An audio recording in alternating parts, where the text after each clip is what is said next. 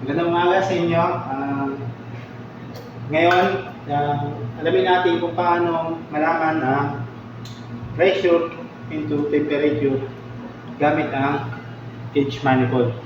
Una, itong low side, ikabit natin sa V4.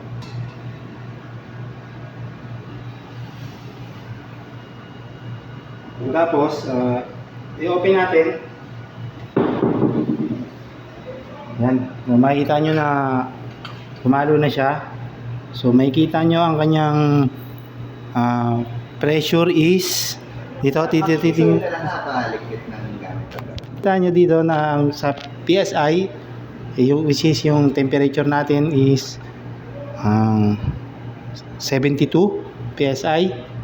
So para malaman natin kung ano yung kanyang temperature is tumingin naman tayo sa R22 dahil ang gamit natin ay R22. Dito makikita nyo ang kulay green. So ang kanyang temperature ay 6. Yan. So para makasigurado tayo, gagamitan natin siya ng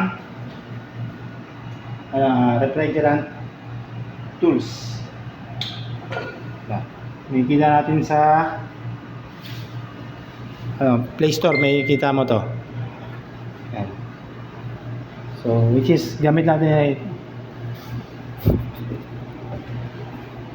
ang gamit natin ay R22. Ito, makikita nyo. So ilagay natin ang PSI natin kanina ay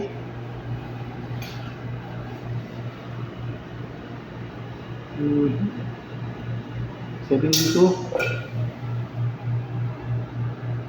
So yan, hindi sila nagkakalayo ng temperature. Nasa yan 6, tapos dito ay 5.74. Hindi sila nagkakalayo. Yun lang, peace out.